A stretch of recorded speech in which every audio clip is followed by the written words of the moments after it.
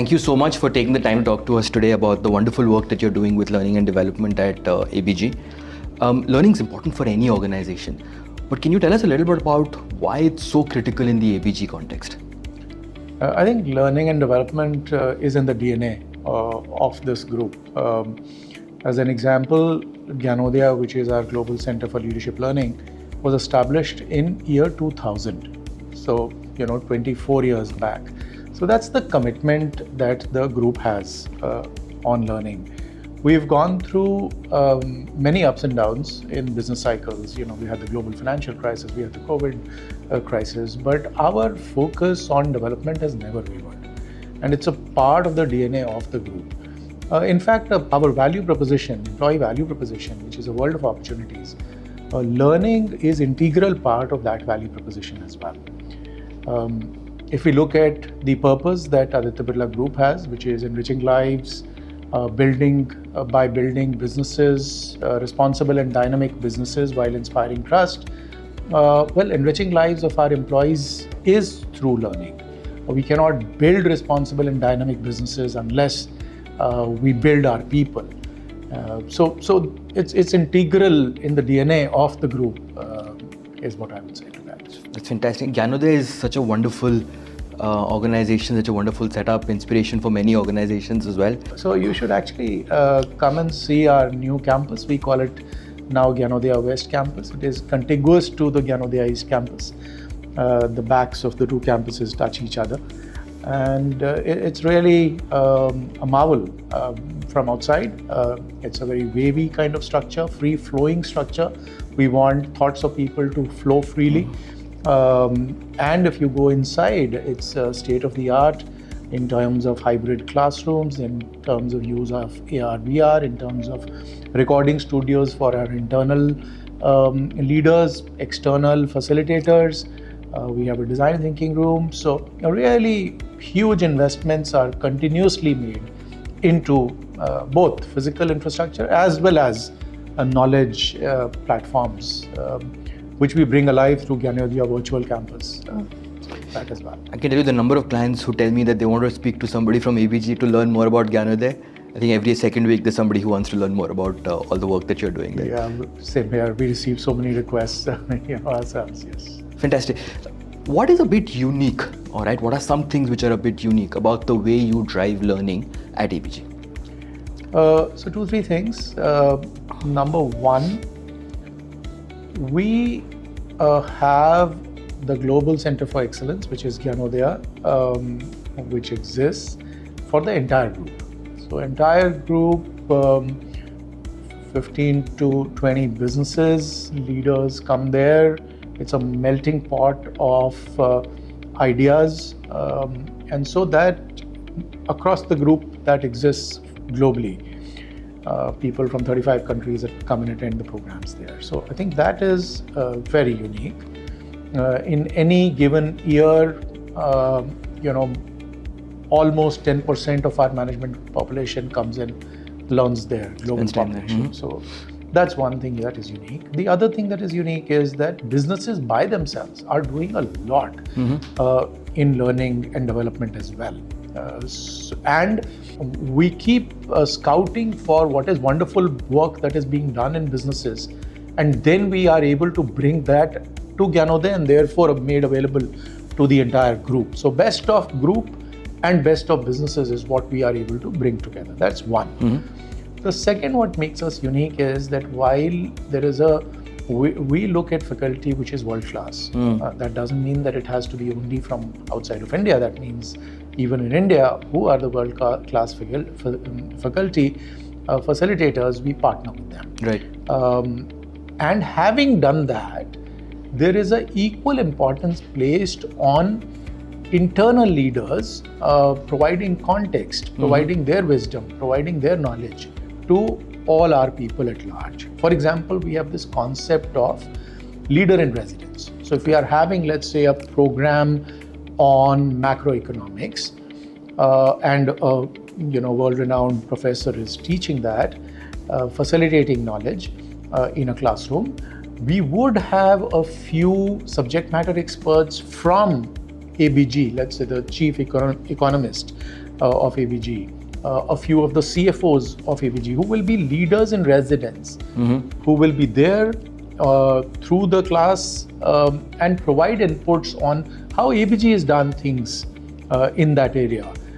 So that is leader in residence. We have leader teach leader, which are virtual programs that we run where a leader comes on a topic of their passion and strength. They would address the entire organization. Thousands of people join such sessions. We have knowledge integration programs where we would have 2-3 people come together on a subject, let's say supply chain, and exchange views, and there are thousands of people who are able to see them, share their thoughts, ideas, debates. So we have this combination of world's best faculty and internal leaders as teachers. A combination of that, I think, is also what makes us unique. No, wonderful. I think this the leader in residence concept that you just mentioned is very, very interesting. Yeah. How did that come about? So I think it's quite natural. There are some very interesting work that is being done by our various businesses, from Hindalco to Ultratech to Grasim to Aditya Birla Capital to Aditya Birla Fashion to Novelis to Birla Carbon. Very interesting work around expansions, around mergers, around transformation are taking place. And it is very natural that we want that learning to happen to our learners.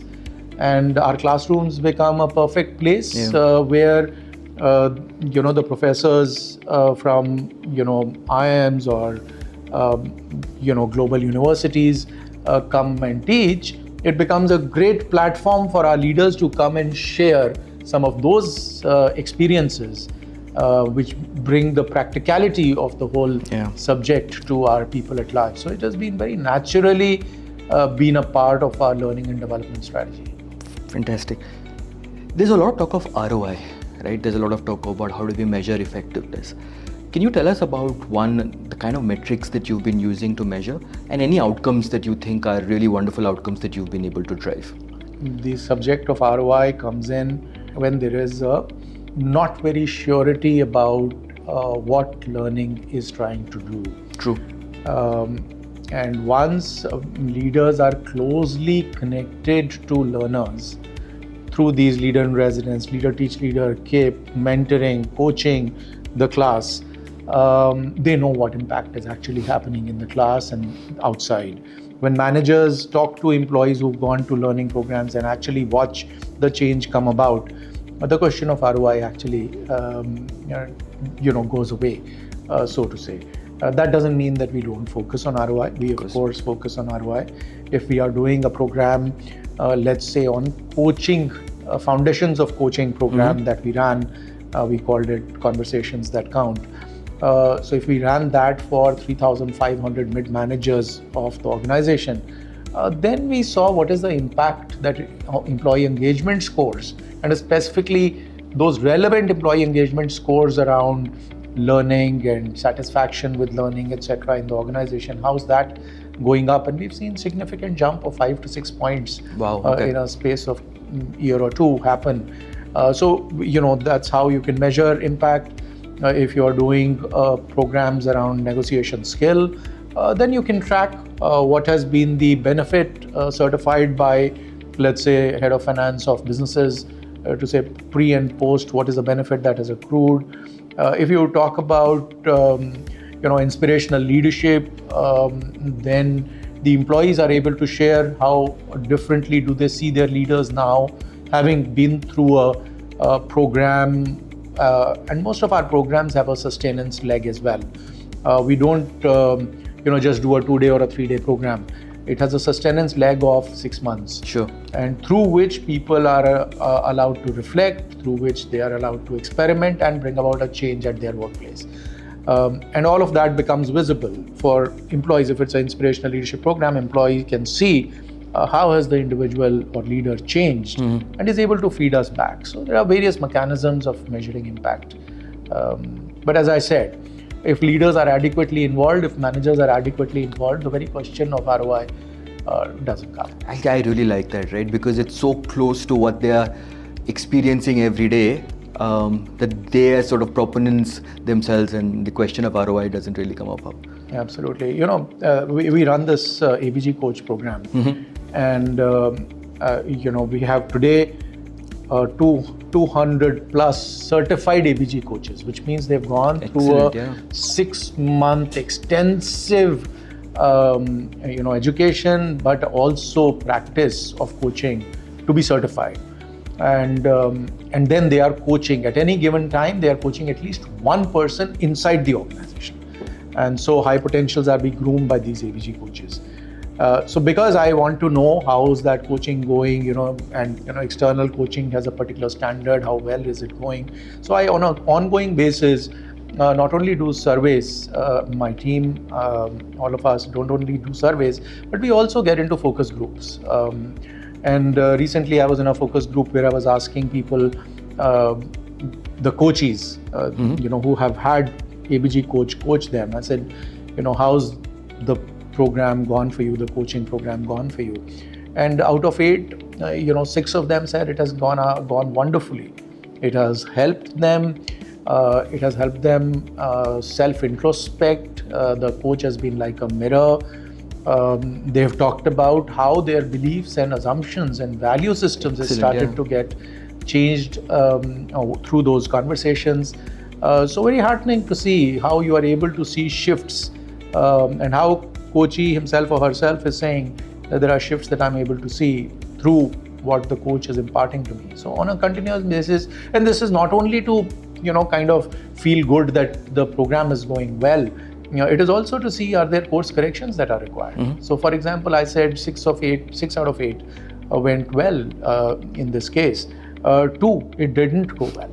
And interestingly, when I asked what happened, these 2 both mentioned that we were busy and therefore didn't ask for regular meetings.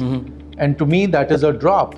So there are, you clap with both the hands, right? So there is one coach and a coachee both.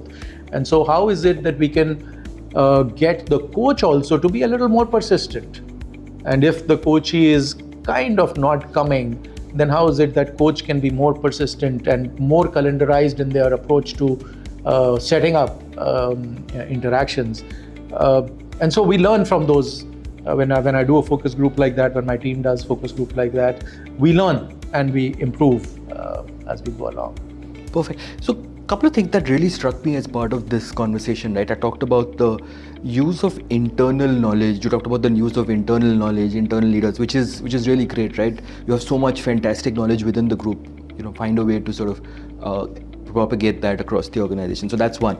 The other is, this balance that you've talked about around what gets driven centrally versus what gets driven through individual operating companies, right? So, and obviously you've managed that balance really well. How have you gone about sort of achieving that balance? How do you define what happens centrally versus through operating companies? I think this word you use, balance, is very important. And I'll come to your question in a bit.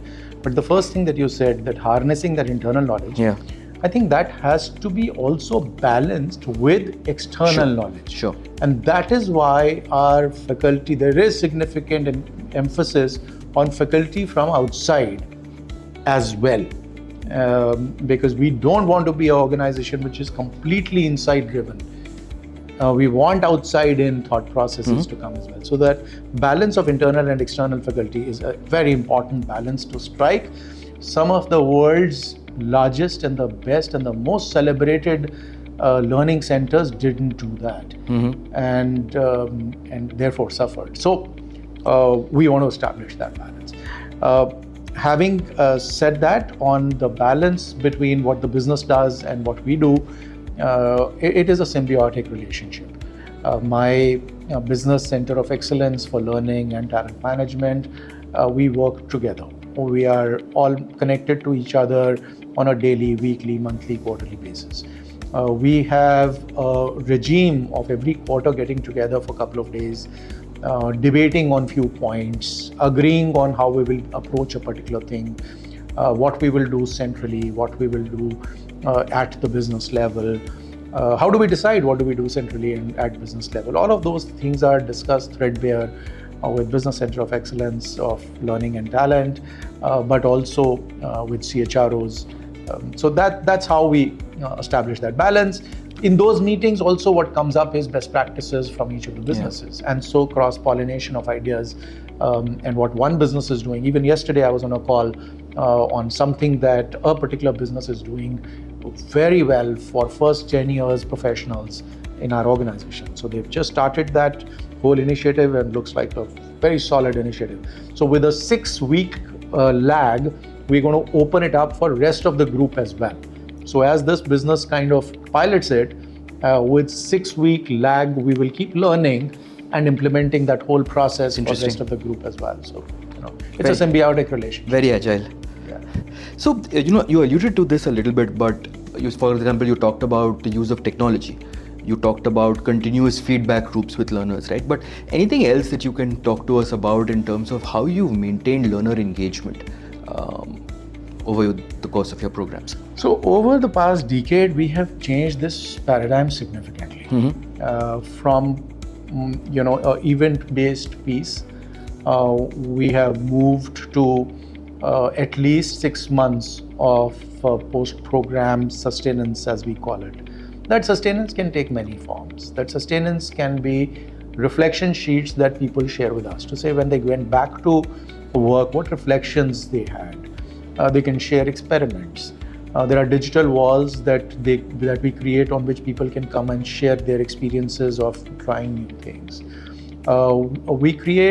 Sometimes we create triads where the learners are responsible for and accountable towards each other's learning. And so they get together every, let's say, fortnight or month to share how's their journey of growth going.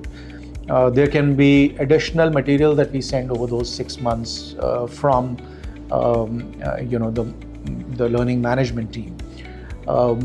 We can engage through mentoring and coaching as well over those 6 months, depending on the subject. Sure. If we are talking about personal leadership program, then a coaching may be a great thing to do. If we are running a program around digital or analytics, then some kind of mentoring by experts to a group of 4 or 5 people may be appropriate. So a mix of all of that we use to ensure that learning doesn't remain in the classroom, but once they go, they are able to reflect, experiment, and then imbibe the change at the workplace. Perfect. Ajay, ABG, they're in many ways the gold standard for learning and development in the country, if not globally, right? But for organizations that are starting out or in this journey or less mature on the curve, what advice would you offer them as they go about establishing their learning and development programs and practices? 2 things. I would say, number one, what is the demand of the business at this point of time? So what is the business strategy? What is the business vision next 3 to 4 years? What is business trying to create? Once you understand that, and once you understand therefore what are the gaps, you then support, partner to ensure that the business goals get met through this learning intervention or talent intervention and so on. That is one. The second is scanning the environment to say what is future bringing in to us. Given the kind of complex world we face today, and complexity is growing even more, what becomes important? How do leaders look at macroeconomics? How do leaders look at geopolitics? And how important is that going to become 3-4 years from now? So looking at trends, therefore, there is, so people are talking about vertical leadership. People are talking about self-authoring. What does that mean? What are research think tanks talking about when they talk about things like that? Is it time to bring that into the organization? So twofold. One, business and business direction, and second, scanning the environment to see what's out there and what will probably help drive the business forward. Perfect. And if you do that, then you are not only partnering with the business, but you are really leading with business. Brilliant. Ajay, earlier today, we were talking a little bit about the criticality of executive leadership teams in driving the future of organizations, right? And it's an area that I know is of interest to you, that you've done a lot in. Anything you can share around why you see this as being so critical and some of the things that you're doing around this? So, while it is very important that senior leaders are exposed to the best in learning from across the globe, across the group, while that is very important and that is what a learning institute does, it is also very important that the teams which are working together come together and introspect on their ways of working and the ways of working that is required given the business context of today and their ambitions for tomorrow. Right. And that is what I call as the top team effectiveness initiatives, workshops that, over the past 10 years that our team has been instrumental in doing for various leadership teams in the group. The topics for which leaders come together when the conversation starts to when we hit the workshop changes significantly. Sure. What may look like a problem of collaboration may end up being that we do not have a common, defined, well understood, clear vision or direction. And that happens through dialogues with the CEO, Managing Director, dialogue with CHRO, dialogue with each member of the leadership team. And so over the 2 months of preparation of any such initiative, it does take many different forms before you hit the ground on those 2-3 days that you do work together with the leadership team. And in that coming together, they learn from each other. They define what kind of leadership is important in today's context of the business. If it is a business in transformation phase, what is required? If it is a business in growth phase, what is required? If it is a new business that is coming together, what is required? And that gets defined in that manner. Over the last 10 years of working in this, me and my team, we've seen some 9 different use cases, depending on the context of the business that each of the top team may require. Somewhere there may be a requirement of doing a business transformation kind of top team effectiveness workshop. Somewhere it may be vision and mission kind of work. Somewhere it may be alignment. Is senior leadership aligned with what the people down the line are saying? Somewhere it may be about psychological safety. Somewhere else it may be in a lot of places, it is about collaboration, going to the next level of collaboration. Top teams, of course, collaborate. Of course. But how do you go to the next level of collaboration? Accountability and ownership. So many different, there are 9 different use cases we've broadly classified such work in. We've also created an internal knowledge bank around top team effectiveness so that leaders as well as human resource professionals who want to do any of this work have a repository of knowledge that exists with them to drive it. Perfect. Thank you so much for taking the time to talk to us today, Ajay. Such a pleasure. Thank you for calling me.